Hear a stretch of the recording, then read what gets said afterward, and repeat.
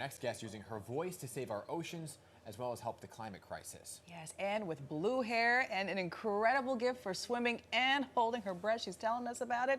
She's been called the Black Mermaid. Please welcome Zandile Ndhlovu. Good morning. Good morning. All the way from Cape Town, the beautiful Cape Town, South Africa.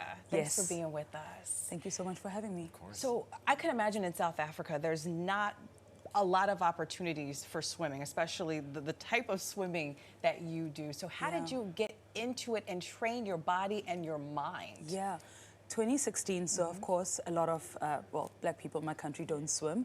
And so 2016, I'm going through this wild time. I end up in Bali. I go on my first ever snorkel trip, look beneath the surface, fall in love.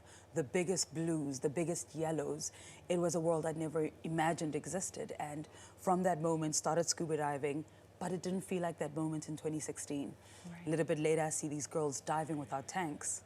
Google told me it was free diving. Here we are. Free diving. To that point, I have a question, because African Americans here in the United States versus Africans in Africa, here there's a lot of stigma around people, African Americans, that don't know how to swim. From an African point of view, what is the reservation and what's the disparity about? I almost feel like it's a mixture of history, but also the internal narrative and the external narrative. So we grew up with there's snakes in the water, there's ancestors in the water, there's all of these narratives that tell us to stay away from the water. Urban legends. Right? And then externally, everyone's like, yeah, black people don't swim, we don't do... And when I started diving, everyone's like, why do you do white people things? I'm like, they're not white people things. We could just They're people everybody things. things. And so it was, for me, I'm continuously working to change the narrative because it's not true. The waters belong to all of us, and it's also the most beautiful place I know. So you were dubbed the Black Mermaid, right? Yeah. And so where did the name come from? And also, it has something to do with the ability that you learned to hold your breath for such a long time underwater. It was interesting. So in country, when I qualified as an instructor, I became South Africa's first black female freediving instructor. And so in that moment, everyone was like, you know, Water Macy is a mermaid. And so that narrative just kind of continued. But also, we'd never seen anyone that looks like us, that does what I do. And I think it just kind of just landed. And so you're talking about the ability to hold your breath for such a long time. How long is the longest? My longest is 4 minutes 45. Oh. and not just holding her breath, but deep. How deep do you go down? 35 meters is my deepest. It's like 15 stories underground, right? I wouldn't, Something like that. That's, somebody off here told us. That's what we'll go with. We'll go with the professional over here. So you mentioned it's obviously it's physical work. You mentioned your lungs, your diaphragm. They're contracting, but it's a huge mental sport. How do you train your body and your mind to like relax itself to do that? I think we grow up thinking that discomfort is a bad thing. Discomfort is such a beautiful thing, and when we have capacity to hold it, we change our worlds.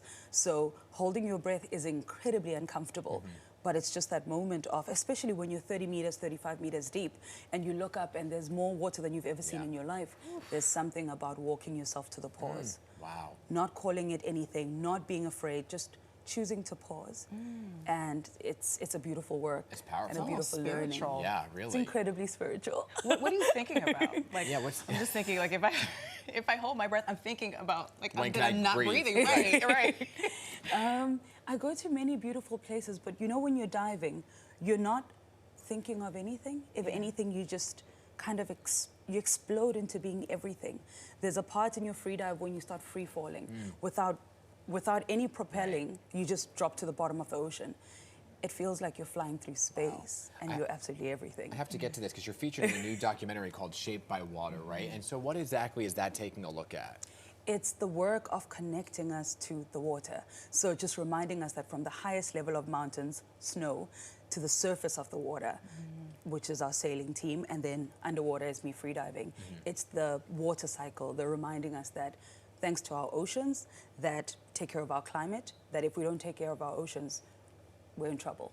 And so it's just it's a love letter to the ocean, but also it's a big invitation to just take better care of our waters. It's so metaphoric. It's so deep, because even our bodies. Water. Exactly. 100%. Just a reminder, let me drink some more Drink. water. Okay, Zandi, so great to meet you. Yes. thank you. And that's maybe one day we'll go free falling down. Yeah. First we have to learn how to Hold our breath for more than 30 seconds. That was great. Zandile will take us to that beautiful world when you check out the film. Check it out. It is called Shaped by Water. Thank you. Thank you so much.